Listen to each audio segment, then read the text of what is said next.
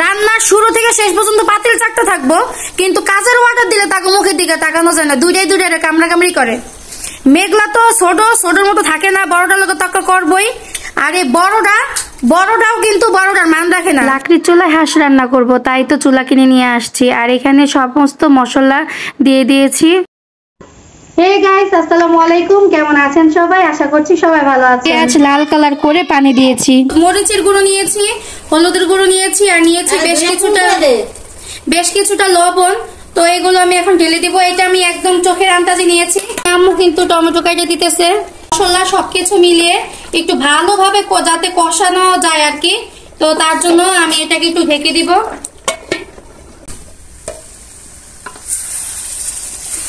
আমার মশলাটা একদমই কড়ার সাথে লেগে গেছে, লেগে যাওয়া মানেই। আর উপরে কিন্তু গাইস দেখেন, একটু সামনে থেকে দেখাও, তেল উঠে গেছে। এই যে দেখতেই পাচ্ছেন যে তেল উঠে গেছে উপরের দিকে, মানে আমার মশলাটা একদমই কষানো হয়ে গেছে। তো এখন আমি এটার মধ্যে হাঁসের মাংসটা দিয়ে দিব। এই হচ্ছে সেই অনাকাঙ্ক্ষিত হাঁস, যেটা খেয়ে আজকে সবার গরম লাগবে তো লাগবে, এমনও হইতে পারে যে রাত 12টার পরে ছাদে গিয়ে গোসলও করতে পারে। যাই হোক, আর প্রেমার রান্না বলে কথা। এখন আমি হাঁসগুলি দিয়ে দিলাম।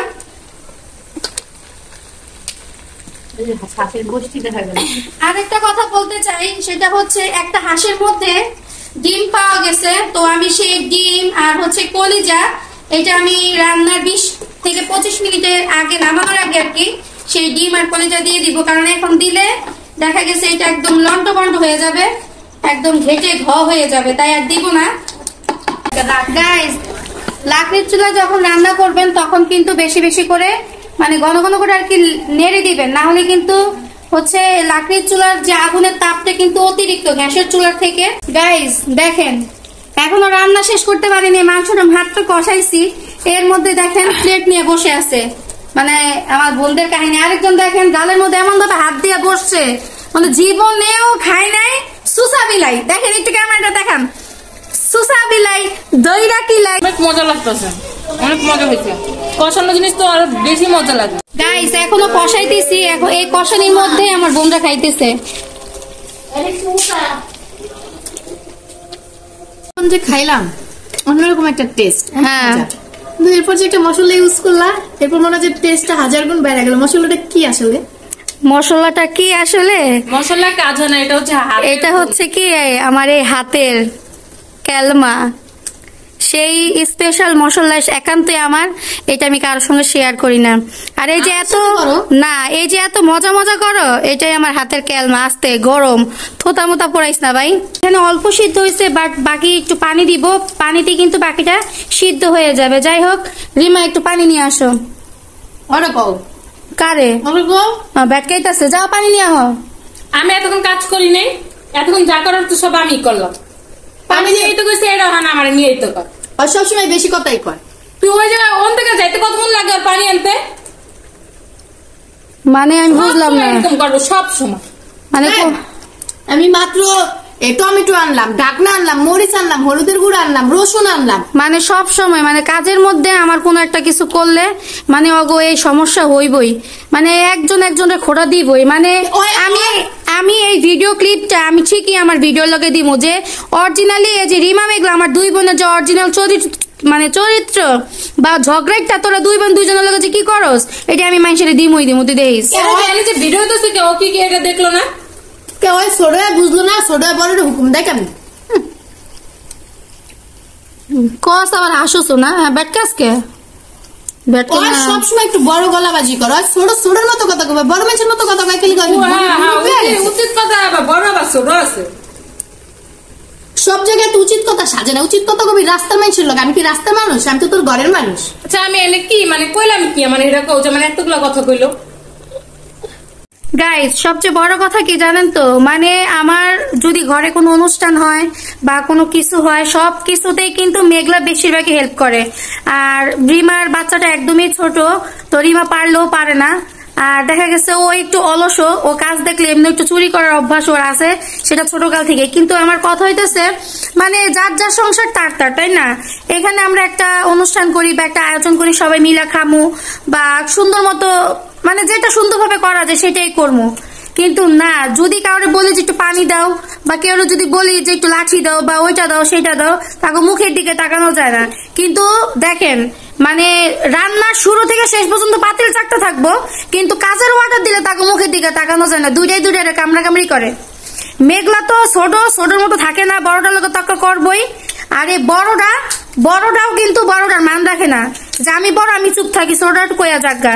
মানে তাদের মধ্যে কোনো কমন সেন্স নেই। আমি এখানে একটা ভিডিও করতেছি, ভিডিওর মধ্যে পর্যন্ত তাদের বাস্তবতা ঝগড়াটাগিরি উঠাই ধরছে। অবশ্যই আপনারা কমেন্টে জানাবেন। আর আমি এই ভিডিওতে দিমই। গাইস আমি এখানে কিন্তু 2টা রসুন দিয়েছি। আমার এরকম ভাবে মাংসের মধ্যে রসুন দিয়ে খেতে কিন্তু আমার ভীষণ ভালো লাগে, তাই বেশি না 2টাই দিছি। তো ইনশাল্লাহ ভালো লাগবে। নামানোর আগে আমি বেশ কিছু কাঁচামরিচ দিয়ে দিব। আর এখানে আমি অনেক পানি দিয়েছি, এখানে লবণ দিয়ে দিলাম, একটু নেড়ে নিলাম।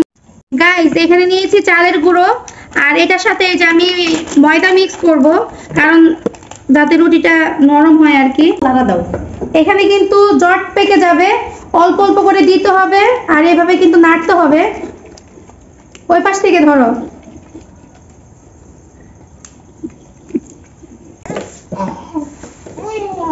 আমি এখন এটাকে দমে রেখে দিব, কারণ এটা হচ্ছে চালের গুঁড়ি, এটা নগদ কিন্তু সিদ্ধ হয় না। তো যা হয়েছে তো হয়েছে সিদ্ধ, বাকিটা আমি ঢেকে দিব, যাতে ঢেকে দেওয়ার ভিতর থেকে আর কি ভাপে বাকিটা সিদ্ধ হয়ে যায়। এখানে আমার ছোট বোন খুব সুন্দর করে চালের গুঁড়িটাকে মেখে নিচ্ছে, আর এখানে আমিও করছি, আমি কিন্তু বসে নেই। এখানে রুটি অর্ধেক বানানো হয়েছে, মানে অল্প পরিমাণে বানানো হয়েছে আগে, এগুলি আগে দিয়ে দিছে। তো এখন এখানে আমি তাওয়া বসাইছি। তো এই রুটিগুলি এখন আস্তে আস্তে একটা একটা করে ভেজে নিব। বিসমিল্লাহ। এই প্রথম রুটি দিলাম। 1 শ্রেণী রুটি বানানো হয়ে গেছে এবং ভাজা পোড়াও শেষ। এখন সবাইকে খেতে দিব, যার যার কর্মস্থল থেকে তারা চলে আসছে। আর এ হচ্ছে আমার কিউটি পাই জানু, একটু তাকাও, পুলি আমার আইলারি।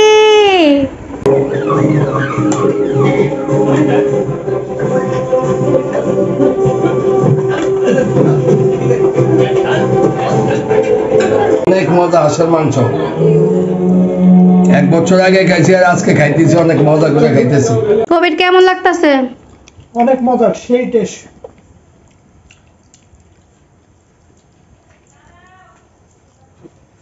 সেই আলিফ তোমার কেমন লাগতেছে? আলিফ মাংসই 1 পিস দিছি, খাই কিনা সন্দেহ। অনেক মজা। তোমার কেমন লাগতেছে বলো? অনেক মজা, শীতের হাঁস তো। সবকিছু মিলিয়ে শুকুর আলহামদুলিল্লাহ। একটা জিনিস রান্না করার পর যখন পরিবারের সবাই অনেক তৃপ্তি দিয়ে খায় এবং অনেক সুনাম করে, তখন কিন্তু সেই জিনিসটা অনেক ভালো লাগে। যাই হোক, আজ এই পর্যন্ত। সবার কেমন লেগেছে জানাবেন কমেন্টে।